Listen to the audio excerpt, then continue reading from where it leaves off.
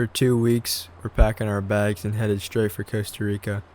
We're going to do some intense sport fishing, 4x4 trails, run a Hilux, explore Costa Rica, see the rainforest, the biodiversity, all the animals and wildlife, and have a great time.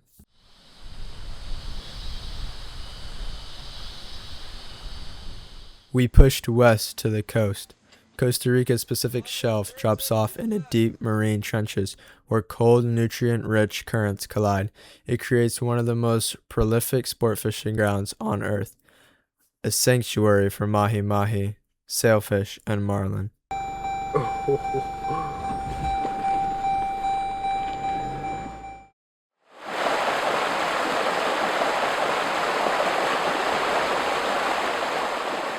Driving southeast towards Arenal, the landscape shifts from dry forest to hyper-dense jungle. But Arenal wasn't always a tourist hub. For centuries, people thought Arenal was just a harmless mountain. Then on July 29, 1968, it violently awoke, wiping out 2 villages and completely altering the geography of the region. That catastrophe reshaped the area's economy. Instead of fighting the land, the locals rebuilt around ecotourism and preservation.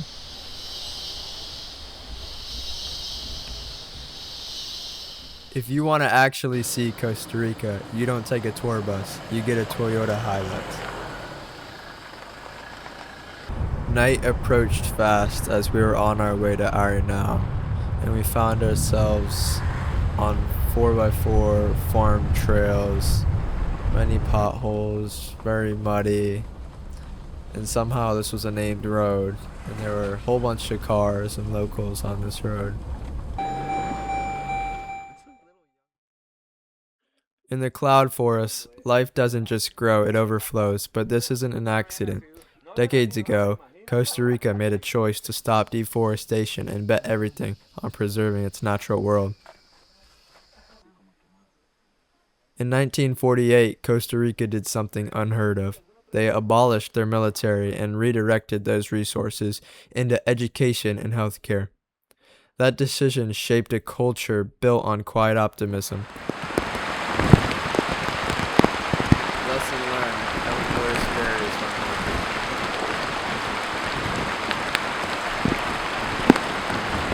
To understand Costa Rica, you have to realize that you're standing in 5% of the entire planet's biodiversity, on a strip of land that takes up 0.05% of Earth's surface. Keep going. My favorite part about the visit to Costa Rica was the horseback riding.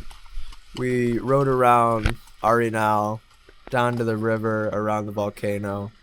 We saw a whole bunch of wildlife. We saw some toucans, some sloths, 2-toed sloths, 3-toed sloths, different kinds of species. Nowadays people, they call it a sloth tree.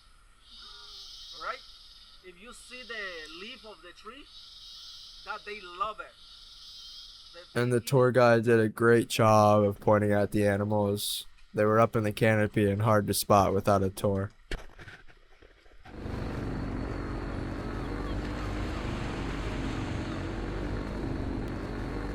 The locals here build their own pangas, and they reverse onto the beach. Here you can see we're riding to the charter boat and the little green panga.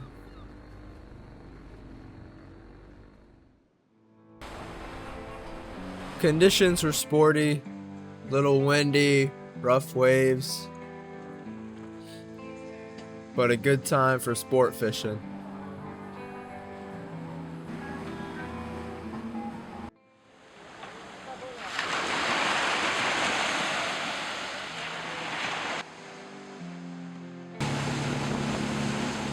As we get the rods ready and get the lines set out, get the teasers all put in place, and next thing you know, that reel's dragging, screaming, and we got a big mahi on.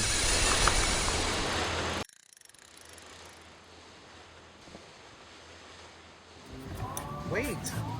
Relax, let him run.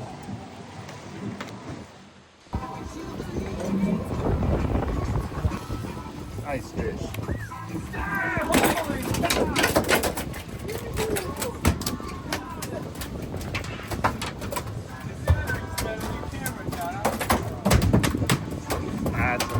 Red Bull.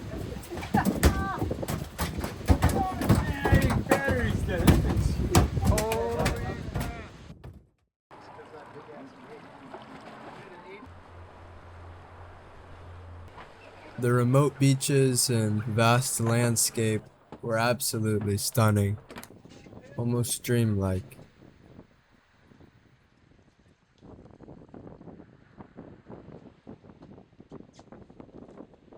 But the fish we really came here to catch was the most iconic and regulated fish in Costa Rica. And next thing you know, we're hooked up.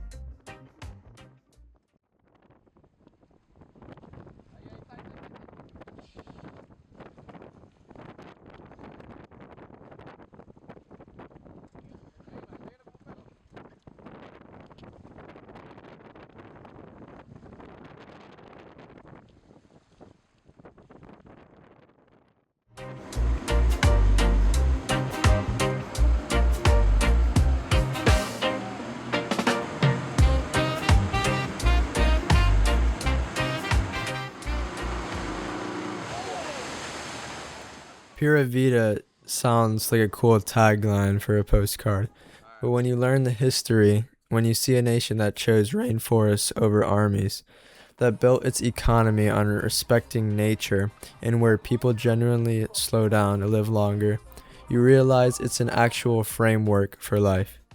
We came looking for extreme terrain, off-road trails, and giant fish. We found all of that and more. But we also found a country that figures out how to exist in balance with nature.